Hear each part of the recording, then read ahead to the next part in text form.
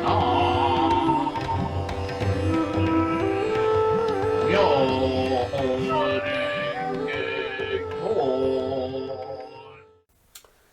we go. Thanks for being here. I so appreciate your participating in these videos and podcasts. We are reviewing the letter to the husband and wife of Ichinosawa from the extended stay at their home that Nichiren deeply appreciates while he was in exile on Sado Island. Now, just as a reminder, Japan is going through some extreme times. A lot of violence, a lot of attacks from the Mongols. They're losing their grip. And Nichiren has every reason to believe that because he's made such a stink, I mean, he's made such a tremendous amount of advice to the rulers of the country, the high-ranking families, and high-ranking monks as well, from other schools, that over the past hundreds of years, Japan has been following an incorrect or an erroneous past. Their traditions have led them away from certainly the core teachings of Buddhism, but because the teachings of Buddhism and philosophy are so inextricable from their ruling of the dominion, the ruling class, the lords, the land lords, and in turn their armies of samurai have all been trying to rule the country through deeply authoritarian rule, which Nichiren isn't actually taking direct issue with, although if the rulers were following the teachings of Buddhism correctly, they would see the error in their own ways, and so that would be an intimate question of ruling their own clan, their own country. But Nichiren, I think you can see through these letters, his worldview is huge compared to the average person, certainly in Japan,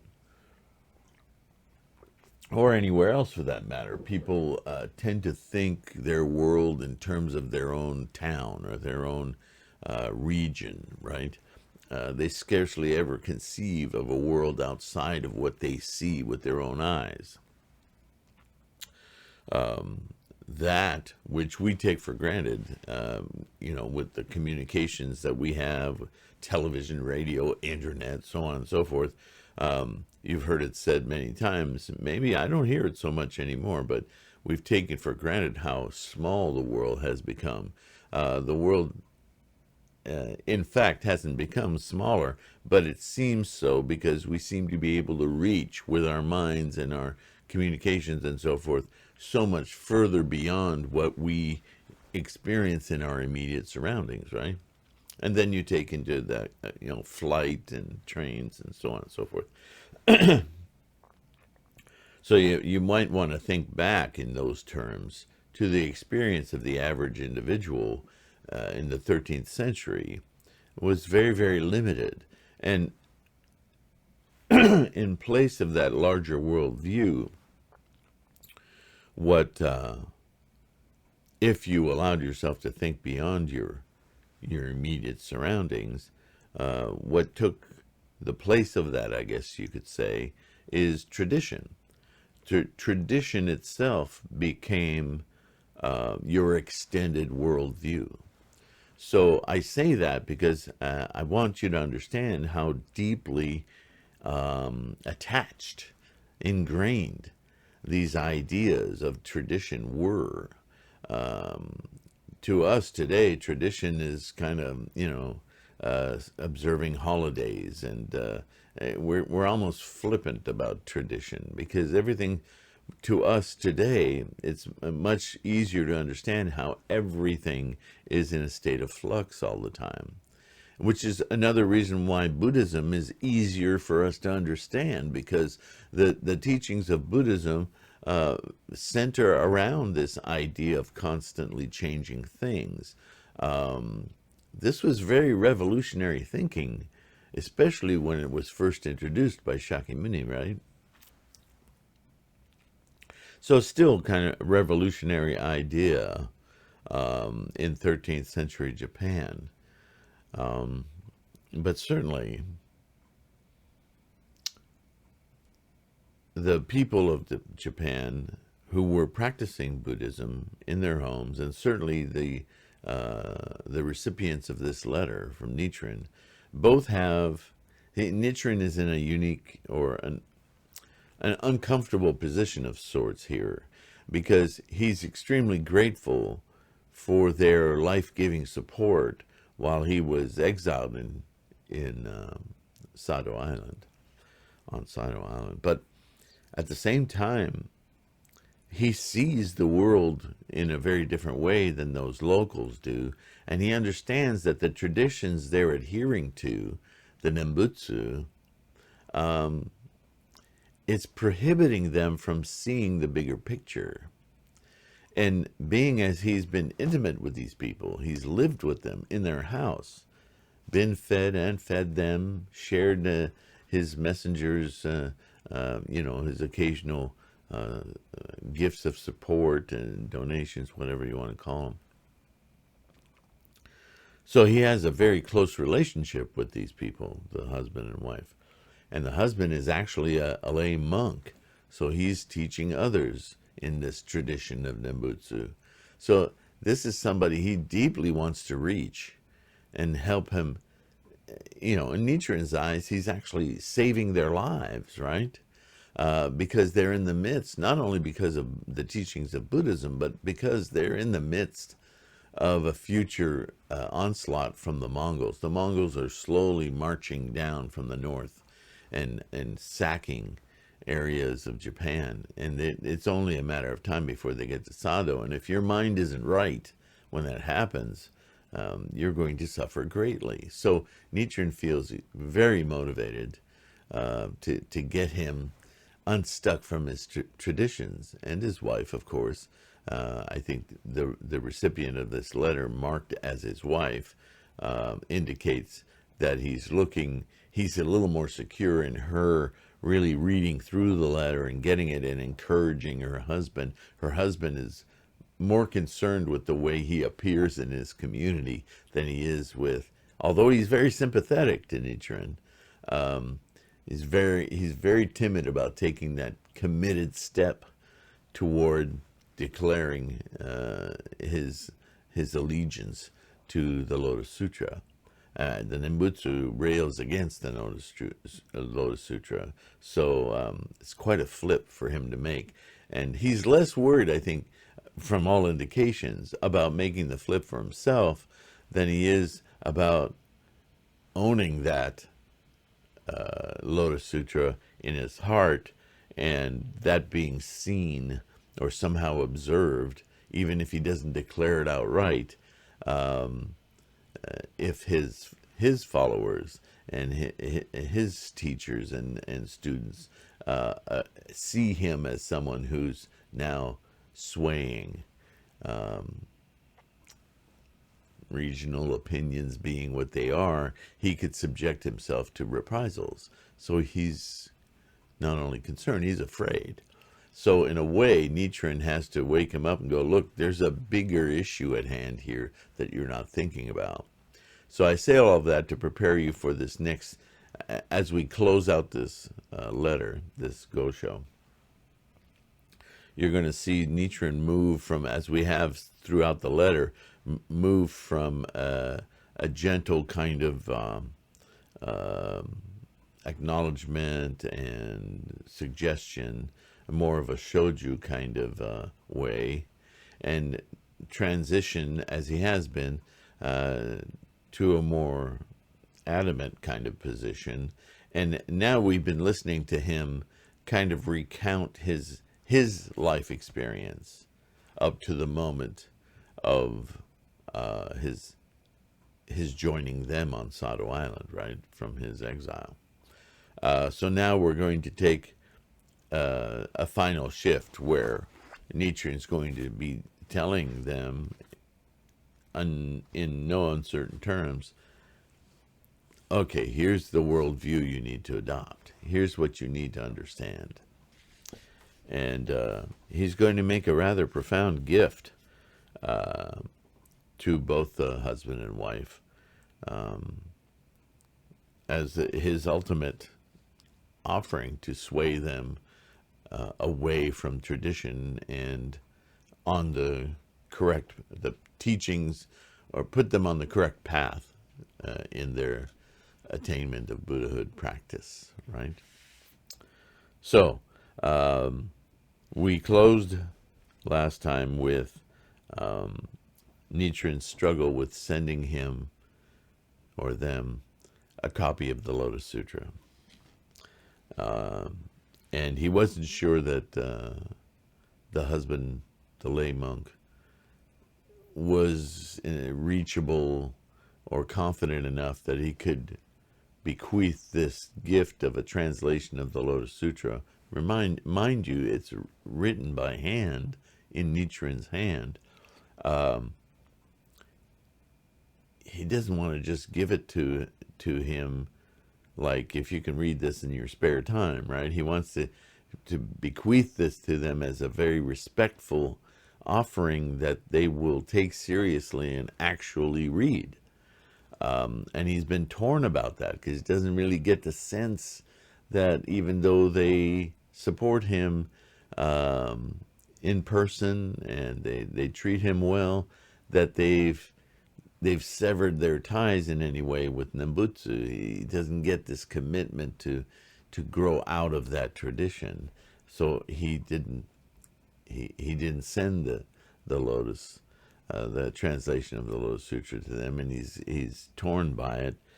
And so this is where we rejoin his dialogue.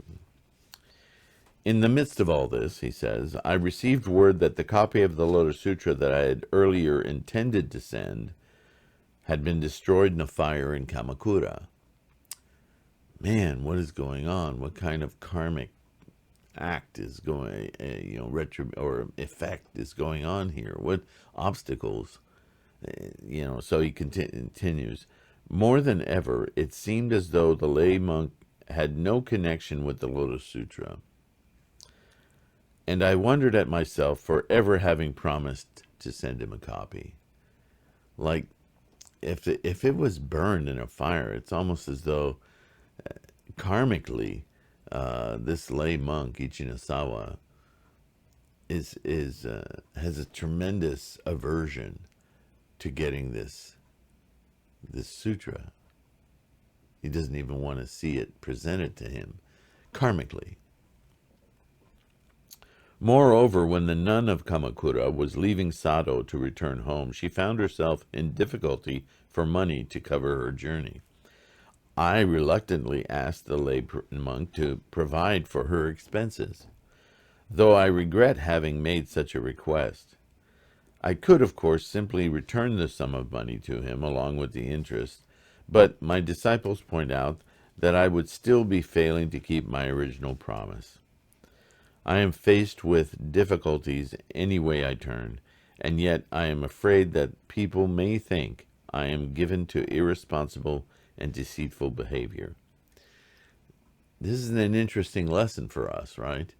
We want to help people, and in our dedication to helping others, sometimes we can overreach, and that can be as dangerous as not doing enough. So we have to be really vigilant, use our Buddha nature, chant, and awaken our Buddha-ness, our Buddha mind, and awaken to our Buddha wisdom to guide us in these things, right? Don't be too quick. Therefore, I feel I have no choice but to send a copy of the Lotus Sutra, of the entire Lotus Sutra, in 10 volumes, since the lay priest's or lay monk's grandmother seems at heart to be more deeply drawn to the sutra than does the lay monk himself. I entrust it to you for her sake.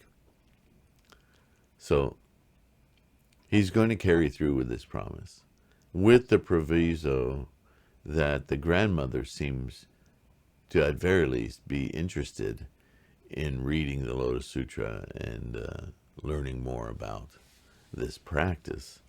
And he's handing it over to the wife of the lay monk, thinking that she has a softer approach, a more open approach to the sutra herself. So giving her the sutra for her mother, grandmother, to read is sort of a sideways offering to her as well, hoping that the husband, seeing that the Lotus Sutra is there, and her wife and his, maybe his mother, or the grandmother, the priest, okay, the lay priest's grandmother. So it would be his mother's mother, so that she's probably staying with them, right? So the Lotus Sutra is going to be in the house, and it's going to be read. And if it is there, it should influence this lay monk, Ichinosawa, to have a gander, right? Because he was sympathetic after all. So the Lotus Sutra, this translation, won't be in danger, but it's a very kind of soft way of introducing it to him, right? While at the same time enlisting the protection of the grandmother, who's very interested, and the wife, therefore, more likely to follow and learn for herself. So he goes on. The things I say sound like the words of a fool, and so no one heeds them. Nevertheless, I must note that in the 10th month of the 11th year of the Bunei era, 1274, cyclical sign Kinoi Inu, when the kingdom of the Mongols launched an attack on Tsukushi, the defenders of the island of Tsushima held fast, but Sosoma no Jo, the deputy constable of Tsushima, fled. As a result, the Mongols were able to attack the commoners, killing or taking prisoners among them, the men, and herding the women together and passing ropes through holes in their hands to tie them to their ships or taking them prisoner. Whew, that's a horrible visual. Not a single person escaped. So this is the nature of what's going on around them in Japan. Japan is in disarray, and leadership, which includes tradition and authoritarian rule, seems to be losing its power, losing its confidence, losing its power certainly to protect its lands, its people. And it's Nichiren's assertion that this is because they're not functioning correctly. They're not working correctly in the world. They're not following the nature of life and the rules of how life exists, of how life should be managed. This is the greater teaching of Buddhism, right? Because through each individual, so changes a family, a community, and a government. They're all tied together, you see. So, he goes on. In the attack of the island of Iki, the same thing happened. When the Mongol ships pressed on to Tsukushi, the lay monk magistrate, who was in charge of the area, the former governor of Buzen, fled in defeat. Now, this is the lay monk magistrate. Do you see how religion and government are intertwined? We have this situation in the United States. If you look at Louisiana, it's not divided into, what do we call them in most states? Counties. The counties are parishes in Louisiana. It's still adhering to these old traditions of Southern religion. Imagine the entire country of Japan being much more staunchly that way. The aldermen, the positions in the church are the government officials. It's a very strange thing, especially that it still exists in any form today. But all you have to do is travel the world a little bit, and you'll see, entire countries like Iran and many others led in this way, right? Or in Arab countries led by holy kingdoms, somehow imbued with power through their religious thinkings. Anyway, several hundred of the Matsuratu men were struck down or taken prisoner, and the population of one coastal village after another suffered the same fate as the people of Iki in Tsushima. When the Mongols attack the next time, what will it be like? When thousands and millions of fighting men from their country come swarming and pressing upon Japan, what will happen? Their forces in the north will first of all attack the island of Sado, where you are, right? In no time at all, they will kill the stewards and constables of the area. When the common people attempt to flee to the northern mountains, they will be killed or taken prisoner, or they'll perish in the mountains. We must stop to consider why such terrible things should occur. The reason, as I stated earlier, is that every single person in this country has committed the three cardinal sins. Therefore, Brahma, Shakra, the gods of the sun and moon, and the four heavenly kings have taken possession of the body of the Mongol ruler and are causing him to chastise our nation. So this is the equation for people that people understand, is that their lives are ruled by the constraints and the teachings of tradition, and therefore there's a direct consequence between their belief systems and how their lives unfold. So this is why Nichiren is teaching in this way, because he's just trying to reach the common people, right? And the common people include this lay monk. I may be a fool, Nichiren says, but having declared myself to be the envoy of Shakyamuni Buddha and the votary of the Lotus Sutra, it is nothing short of amazing that my words go unheeded. He's proven himself, right? Because of this failure, the nation now faces ruin. Not only are my words not heeded, but I have been driven out of province after province, been dragged about, attacked and beaten, and sent into exiles, and my disciples have been killed or had their fiefs taken away from them. If someone were to mete out such treatment to an actual messenger of his parents, could that person's actions possibly be condoned? Yet I, Nichiren, am father and mother to all the people of Japan. I am their sovereign. I am their enlightened teacher. Should they turn against one like me? It is absolutely certain that those who chant the Nembutsu are destined to fall into the hell of incessant suffering. You may depend on my words. Now this is shakubuku. He's attacking directly the traditions that they are hanging on to, tenuous or not. They need to stop fooling themselves and change their attitude, change their understanding of what's happening in their lives. Seek their Buddha wisdom now, not in some future existence, not through some mythical land. Awaken to this moment. See what's happening in your life, right? This is what Nichiren is trying to close this letter out with. It's his last-ditch effort, accompanied by a copy of the 10 volumes of the Lotus Sutra.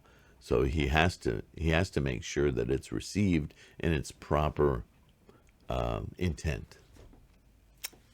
He goes on, when the Mongols come to make their assault, what will you do? Even if you should put this copy of the Lotus Sutra on your head or hang it around your neck and flee to the northern mountains, the fact remains that over a period of many years you have given support to the Nembutsu priests and have recited the Nembutsu yourself, and in doing so have made yourself an enemy of Shakyamuni Buddha and the Lotus Sutra. Understand the cause that you've been making. If at that time you should lose your life, you must bear no resentment toward the Lotus Sutra. When you are brought before King Yama in his palace, what will you say? At that time, though you may feel foolish in doing so, you will probably declare that you are a lay supporter of Nichiren. But enough of that. As for this copy of the Lotus Sutra that I am sending, well, that's interesting. Let's talk for a moment about that last paragraph. When you're finally faced with your due, when death is near, you will admit what I know. You will admit to yourself that you have been deeply swayed by Nichiren, by the Lotus Sutra, and that you actually have held much doubt about the traditions you've been following, because in your heart you know better. You're just full of fear.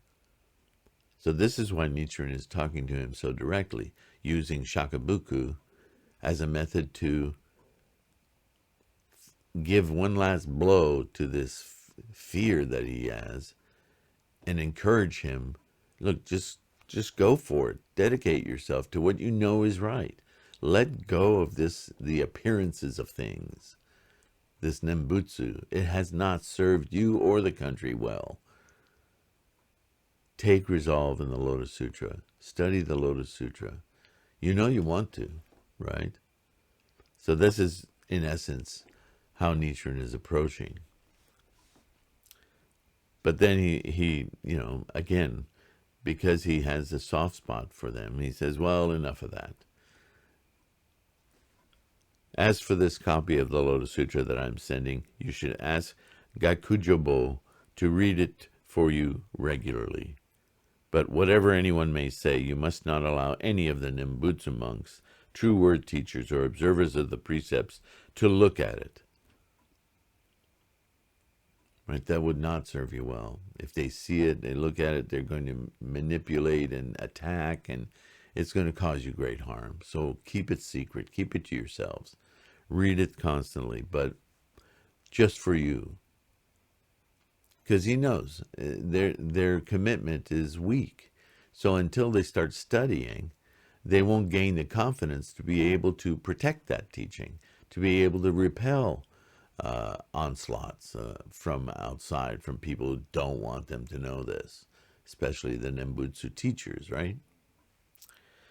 Though people may claim to be disciples of Nichiren, if they do not possess some proof of that fact from my hand, you must not trust them. In other words, people may say, oh, I know Nichiren. We're buddies from way back. Well, let me tell you a little bit about Nichiren, right? This is people's nature. So Nichiren is saying, look, if they don't show you, a letter, a document, a mandala, a copy of some teaching that's in my handwriting, my characters, my script, and signed by me, then they have no claim to be my disciples or my friends or right? Because there's no way I have a follower, a student of mine, who's dedicated at whatever level, that hasn't received something in my hand. If they can't show that to you, then they're just talking through their butts. They're just trying to manipulate you. So be careful. And this is the state of Japan at the time, right? People are it's an authoritarian government. So people behave in that way. You say, believe me, I'm telling you. And they have no proof of whatever they're saying. They're just establishing authority out of midair, right? And with that, Nichiren closes with my deep respect, Nichiren. It's an interesting gosho, an interesting letter from the standpoint of being a compassionate teacher with living at a time of such controversy and violence and things that shake you to your core. Being a dedicated teacher of the way, of the Lotus Sutra, of enlightenment, you really want to see the amelioration of the people, not only that you know, but more broadly, the country that you live in and the world at large. And Nichiren's worldview is massive compared to the worldview of the people that he's generally surrounded by. Even the rulers and the ruling class have a very narrow understanding of the world and how it works. And that's part and parcel of authoritarianism, right? It's very, it's secular, it's very power oriented, and it's very regional, right? Authoritarianism has a very hard time conceiving of the entirety of humanity and the world. It just reduces everything to my stomping ground, right? And this trickles down into the people, of course. And so Nichiren is trying to expand the minds and the worldview of the people around him. But conversely, Nichiren is part of that world, and he's in it. And those who help him intimately, he has a deep concern for, a deep compassion for. And this is what he means by father and mother to those people, because he has that sense of filial attachment to his students or would-be students.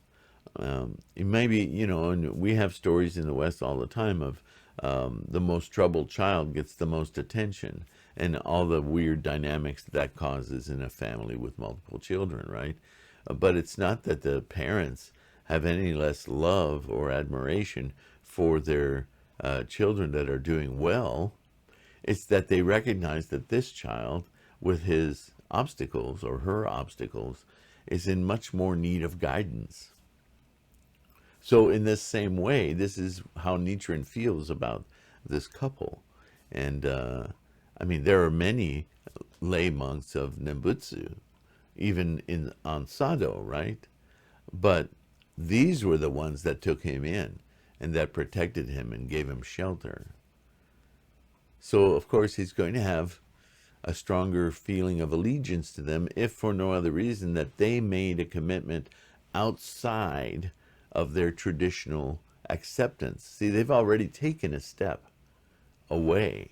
So, and that's all the more reason that this monk feels nervous about showing allegiance, because he's already shown a pliability, he's already shown a softness toward Nichiren, where the rest of the people have been told and admonished quite clearly by the Lord, the constable of Sado, Nichiren's of this and that, and you don't treat him well. So they're already going counter to the establishment, if you will. So Nichiren sees that there's an opening there, and he can't live with himself not taking advantage of that and helping these people in any way he can, because in Nichiren's eyes, that's the whole purpose of him being there, right? There's a lot of information there that we can absorb into our own lives, our own situation. Why do we know the people that we know? How is it that some people offer us support and help out of what? Out of what commitment? What is that energy? What is that magnetism? What is that cause-making compassion that's going on there? See, we can understand our relationships with others in a much more deeply holistic way, in an energetic sort of way. How is the energy moving through all of these people that I lived my life around, and how is it that these people, sometimes I've noticed that neighbors will seem closer to me than my own family. That's not an accident. There's a reason for that. There's a we have words like simpatico and so forth, but I don't want to diminish it, because it's very important to look at those dynamics, how relationships ebb and flow with everything that we experience, has everything to do with our mindset and the life condition we're living and what that attracts versus what it repels. So this internal not argument, but you can read in this letter Nichiren's own wrestling with this nature of his responsibility of his life condition and what he's doing with his life and his worldview and the people he touches as he navigates his own life and its influence, right? So, with that, I'll let you go until the next one. That closes out the letter to the lay monk Ichinosawa, and I look forward to the next one. Thank you so much again. Obviously, we're together for a reason. Namo Myoho Renge Kyo. I believe all of it is about strengthening our practice so that we can awaken our Buddha mind more and more every day and let our Buddha wisdom guide us through this life. Namo Myoho Renge Kyo. Take care of yourself. Bye.